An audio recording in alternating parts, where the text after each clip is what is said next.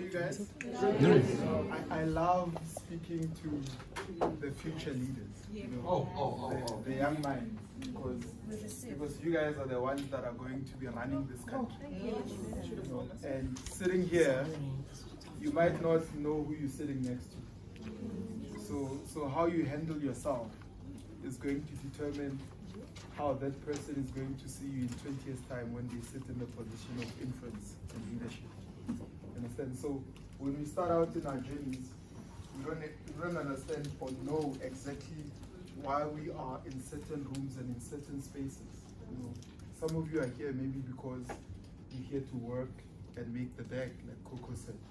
And some of you maybe are thinking about it differently. They're thinking, I want to grab some skills. And some of you are thinking, I want to make connections. If I'm a BA, I'll meet a whole lot of people and make a whole lot of connections. And so we are here looking for the same thing in different ways. Because success means different things to different people. You know, it means one thing to me, and it might mean another thing to him, and it might mean something else to Coco. So it's important to determine exactly what it means to you and how you're going to go about getting it. Now, before I get into a whole talk and a speech, let me just introduce myself. He introduced me correctly when he said, my name is Witness Mtaka. He said, I've got an incredible story to tell. I guess you guys are going to be the judge of that, right? So I was born in a hut in a place called Kiani in Limpopo.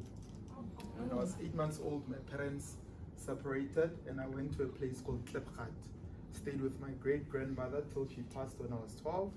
Then I went on to stay with my mother in Tembisa. Now, this is where the story gets interesting for me, because in the year 2008, my mother discovers that she overpaid a house by 150,000 rands in the township of Tembisa. She takes the money and builds back rooms at home in Tembisa and says to me, if you want to go to university, you must look after these back rooms. Nice. And I must also confess, she bought me a Toyota Corolla RXi. With some of the money. So I was a young, semi-privileged anyway, township, but I must admit, there's a bit of privilege there because not many people had cars at that time in the township, right? Fast forward in my story in property, I then went on to graduate with a bachelor's degree in business administration with a double major in marketing and business management.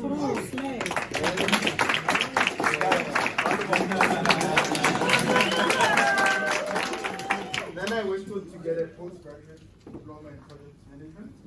I worked for a marketing company. I won't advertise them here in this platform, but I worked for a marketing company for 14 months. In the year I worked there, I held 4 different positions. I started as an intern, then I was a campaign manager, then I was working on a project called another project. Then I was, because if I mention the name, then everybody might figure out exactly which company that is, right? Then I worked as an accounts manager before I left. So you can see that I was overworking myself. I was probably giving goals. Yeah, so I was overworking myself. And that being said, I was probably promoted 4 times. So before I left, they even sat down with me and had a meeting. 14. Yeah, get it right, sweetheart. 14.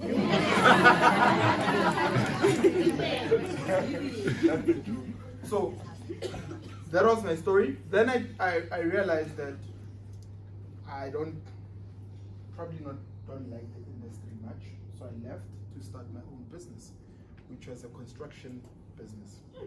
And then I went on to build my property company, because for me, the one thing that I thought I understood the most was collecting rent. And when I thought about what do I want as a career for myself, it went back to that. Now fast forward 2020, there's COVID. And a lot of people are losing their jobs, including our tenants. And they're giving reasons why they're losing their jobs. Obviously COVID, it's tough and all of that. They can't pay their rentals and keep up with their payments. and I started writing a lot of social media posts. Now, you're going to learn the power of social media as well in my story if you listen carefully. Right, so I started writing a lot of social media posts. I had about 400 followers in social media at the time. Started writing. In about, when I started in March 2020, in about 7 to 8 days or so, I had about 7,000 followers. Because my posts were trending. People were trying to figure out, who the hell is this guy? What is he saying? Is he authentic? Is he genuine? Are the things that he's saying true? And then I said to my friends and family, if I reach 10,000 people, I'm going to write a book. Because what's the use of having all these people follow me if I'm not going to sell them anything? So the entrepreneurial spirit comes back. So I write this book, I finish it in 2 months, right? And I have it published in September. And then it becomes a best-selling book, self-published.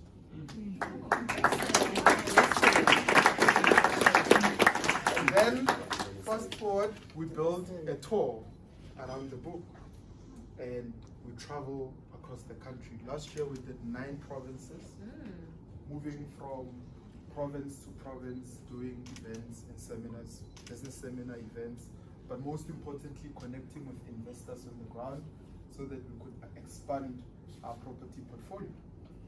And out of that, I also realized and discovered, oh, I'm actually a good speaker.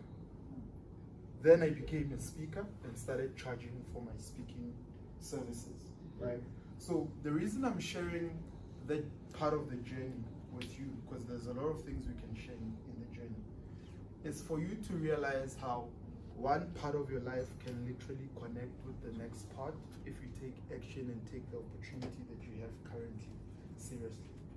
I always say this, don't look for the next opportunity. The one you have at hand right now is the opportunity. And how you use that opportunity is going to determine whether or not somebody else will create a platform for you to be able to grab the opportunity that's coming next. And with opportunity, there's a quote I usually say. I usually say the opportunity of a lifetime must be seized in the lifetime of that opportunity. What that simply means is that opportunity is like a window. It opens and it closes, right? If you don't grab that opportunity while its lifetime is still there, you might not be able to grab it later. Remember when I started, I said, check who you're sitting next to because you don't know who they're going to be in 20 years' time. Right now, it might look like you're sitting next to a nobody. In 20 years' time, the person is holding a position of influence. The opportunity for you to build a relationship with that person would have been today, not in 20 years' time. Because in 20 years' time, you might not have access. Because they might be inaccessible. Understand? So it's very important for you to understand exactly where you are and be aware of your surroundings. You know, there are 3 things that Les Brown usually says. He says, number 1, you must develop your mindset.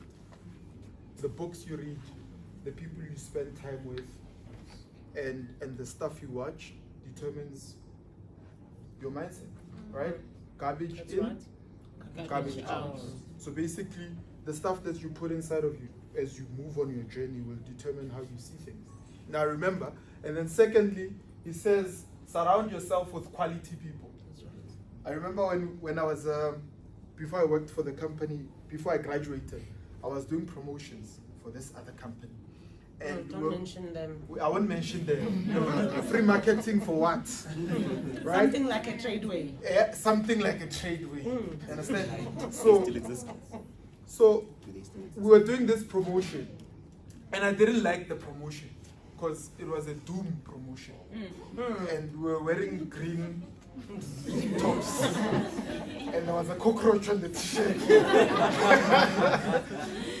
So my attitude around that particular campaign was not as good as when we were doing Maggie 2-minute noodles. Because with the 2-minute noodles, at least I could get home and make some food from the campaign material. But with this particular one, I couldn't. And a friend of mine said to me, Ntwan, he told me in Xitsonga, Ntwan, if you love a life you are never grand, you must take every opportunity seriously. So which means, translated, if you want your life to be better, every opportunity must be taken seriously, right? And there we were. And I couldn't speak. You know, I know a lot of people say, now it sounds like you speak well. Back then I couldn't. I was shy. But the introduction into that promotions job taught me, because all we did the whole day, hi ma'am, I'd like to tell you about this product that we've just introduced from Doom. Then I want to buy in Doom. Somebody passes, get on to the next person, repeat the same thing the whole day. Yeah. The same thing every single day, right? And that taught me that you can actually hone your communication skill, which is the third thing, right? Talked about developing your mindset, surrounding yourself with quality people, and developing your communication skill. Because you might have as many gifts, more than most people, but if you can't communicate stuff properly, you're not going to get anything done. You know, the reason why I'm able to run multiple businesses now is because I'm a communicator, right? I send instructions very clearly. You'll know exactly what needs to be done, where, how. Something like now, for instance, someone might be buying a book now. I don't necessarily have to be there to make sure the person gets a book. There's clear instructions of what needs to be done, whether written or orally. And this particular job that you guys have been given the opportunity to now have gives you the ability to be able to develop yourself in such a way that when you communicate clearly with teams. Now, in my other job, I was actually responsible also for developing brand ambassadors. Funny how life connects. I'm here today talking to brand ambassadors. Come on now. And I wouldn't have known had I not taken it seriously that day. So where was my opportunity? That day. And I didn't know that that opportunity that day was actually creating an opportunity for me to stand here today and speak to you. So everything that we do, it's no coincidence. So we don't look at it and say, I span, it's just a job. So we are developing ourselves. We're using this opportunity to put ourselves in a position where not only are we going to build quality relationships with people, we are also going to put ourselves in a position where these people are also able to develop our mindsets with the things that they say.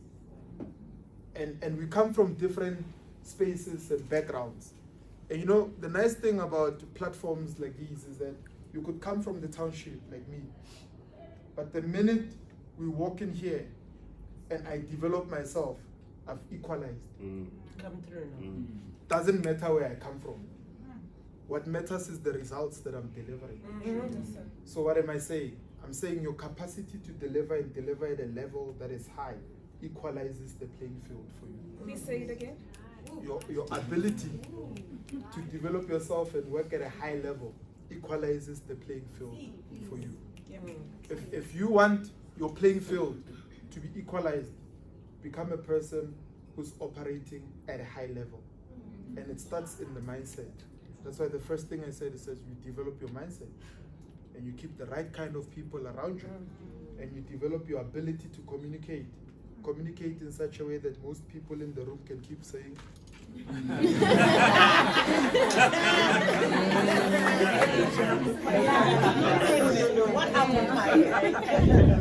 it is intentional. You understand? So you have to be intentional about the results that you want to get in your life with everything. You understand? And you put yourself in a space where you know that your life is going to move from glory to glory. Now, let me say these last three things before I sit down. Right? Someone might say, who are you? I know a lot of people don't have an answer to this question. Who are you? I'm a property developer. No, that's what I do.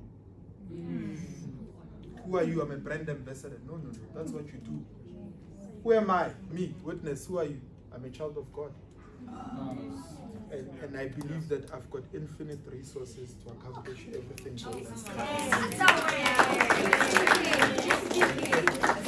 So how you see yourself determines how you perform.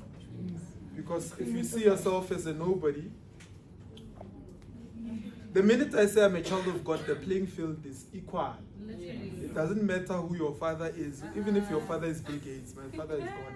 The playing field is equal. And I've got infinite resources. And I don't lose anything by thinking highly about myself.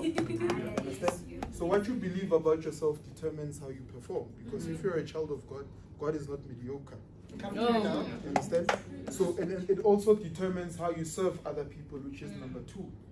Because not everyone can be famous, but everyone can be great. You know why?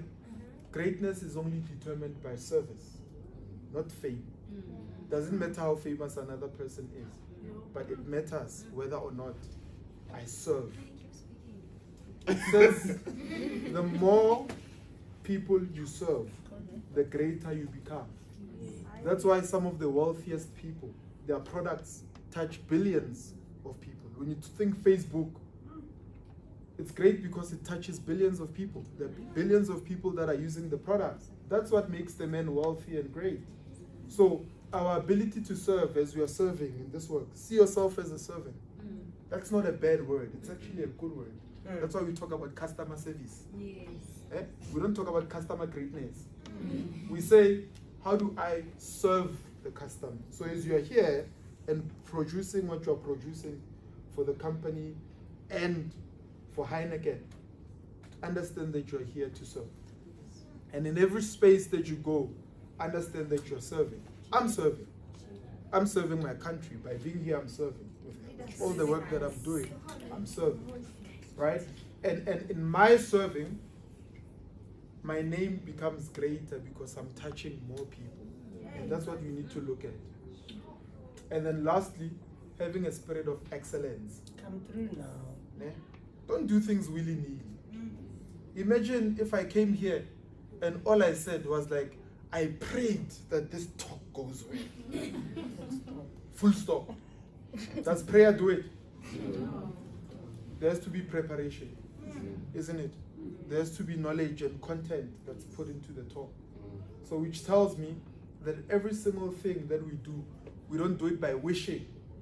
We do it by preparing. Success is not a miracle. It's a process. If it was a miracle, everyone would have it. If it was so easy, everyone would be great and write books and build businesses and companies. But unfortunately, everybody has got to follow the process. And whatever journey that you're going, I don't know what journey you're on. You know in your heart the space where God wants you to be. So in all that, I wish you could take all the lessons that there are right now, because this is your opportunity. And remember, the opportunity of a lifetime must be seized in the lifetime of that opportunity.